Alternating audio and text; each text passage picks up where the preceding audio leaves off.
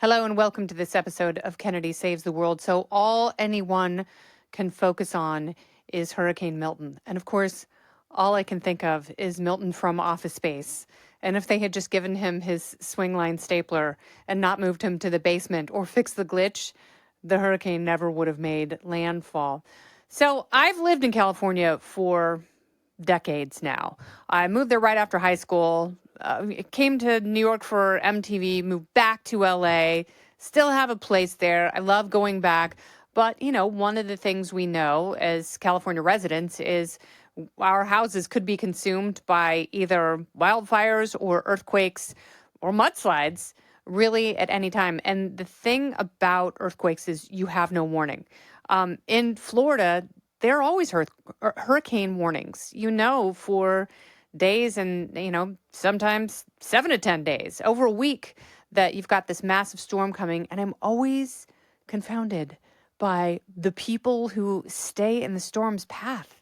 We learned from Hurricane Katrina and, of course, other storms that, sure, sometimes meteorologists get it wrong. Sometimes it's impossible to track exactly what is going to happen because hurricanes are dynamic and they change. And when different variables are introduced to them, they have different outcomes. So sometimes they go really fast. Sometimes they drop a lot of rain. Sometimes they cause tornadoes. But whatever the case may be, they're always bad. So when a really, really bad one is swirling there in the Gulf of Mexico, why do people stay? If we had earthquake warnings in California, I would leave. I would have no problem. I always keep a full tank of gas in my car in case anything happens. I can get on PCH or the 405 and get the hell out of wherever it is if I am in a path of destruction. Now, we tend to have a little bit more warning about wildfires. So that's one of it. A lot of the problems that happen, a lot of the bad luck that befalls us, oftentimes there's nothing we can do about it. But if you know that you live in a place where there are earthquakes and wildfires, which we do in California, there's a lot of assumed risk there. So if, God forbid, something happens and half of California falls into the ocean and it no longer exists, should the federal government really be on the hook for replacing everyone's home who has been destroyed after a natural disaster? And, the answer for a lot of these places is no, and that sucks.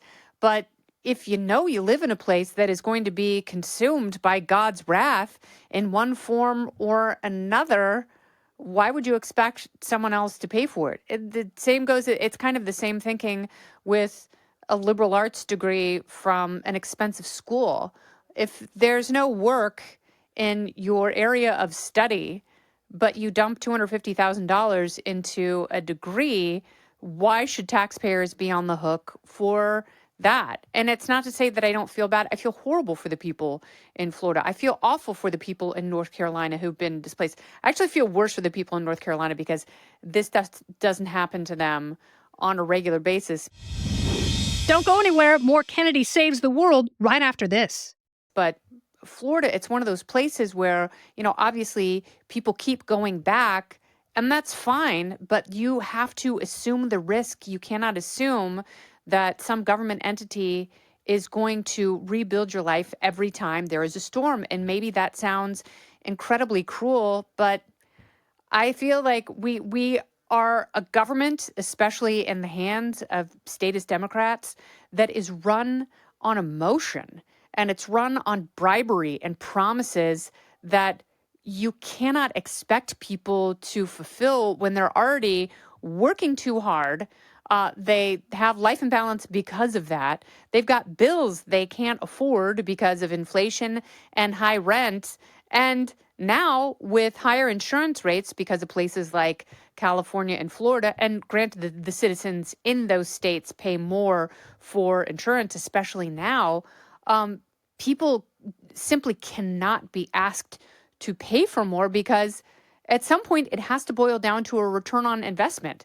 So I don't see taxes as an investment. I see it as thievery. I do believe it, for the most part, taxation is theft because you get so little for the money that is taken from you. by the government. So if you're already stretched to the limit and you've chosen to live in a somewhat safer place that's at least more weather stable, then why should your taxes go up to pay for government bodies that misspend the money, that have already run out of it, that are promising things that the promises will never be made good on to people in Florida simply because they want the votes. It is an incredibly calloused and overwrought system that we continue to put up with. And, at some point, we all have to look at the choices that we make and what we expect from government. I'm a libertarian. I expect the bare minimum. And, that's essentially what I get. But I also expect that my taxes shouldn't be there to fund every project and whim of a politician because they make promises in order to get elected. Disaster relief is part of it. And maybe that is part of the bare minimum of what government is supposed to do. Maybe government is not supposed to build an entire incentivizing welfare state that, disaster money that should be saved for people who can't afford to rebuild their homes, who live in parts of states that have never been touched by weather events, at least in their lifetime. The other parts where this is coming, you might have a different set of priorities than the rest of us. Okay. But if the money that should be going for them is going to give people vouchers and credit cards and education and emergency health services, I have a problem with that. Then that's when I think that government should be a little bit more cruel. It should be a little bit less emotional, and it should be a little bit more pragmatic. But if we're going to be completely honest, the two people that are running for president, and just as a quick aside, before I get to the two people who are running for president, Kamala Harris will single-handedly have to go do an extreme makeover home edition with everyone in Florida if she's going to seem like she cares at all about the victims of this storm.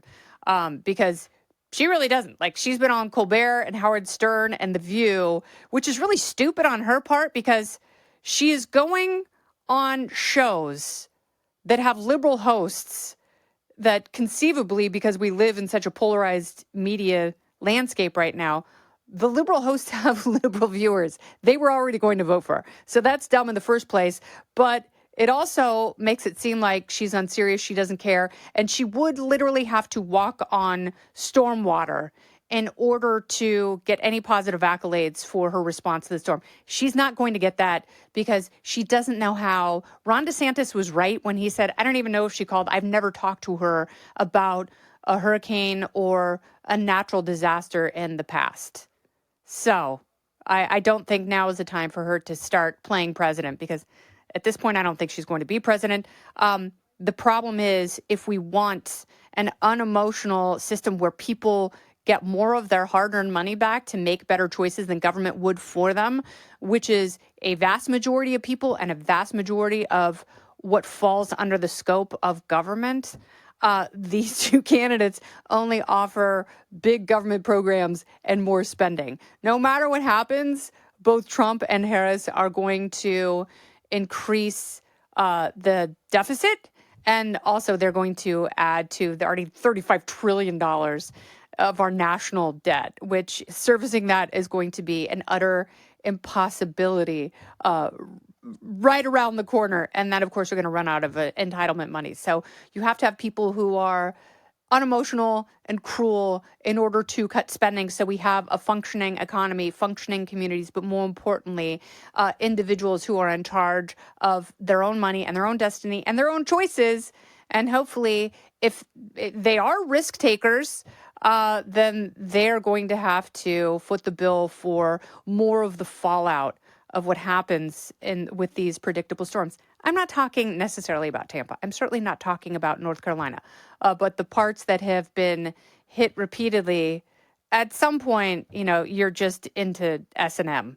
And the rest of us shouldn't have to pay for your kink. Just like if my house falls into the ocean in California, should you be on the hook for that? No, you shouldn't. Hopefully other houses will fall into the ocean, then I will have beachfront property. that would be the ideal. I don't think Kamala Harris is going to save her reputation with the storm as much as she would like to milk the teat of disaster.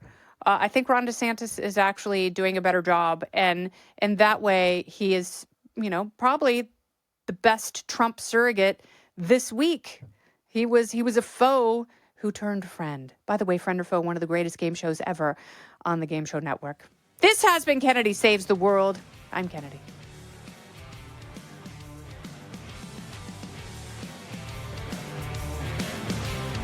Listen ad-free with the Fox News Podcast Plus subscription on Apple Podcasts, and Amazon Prime members can listen to this show ad-free on the Amazon Music app. Oh, go ahead and leave me a review while you're there. I'd love to hear what you have to say. You've been listening to Kennedy Saves the World on the Fox News Podcast Network.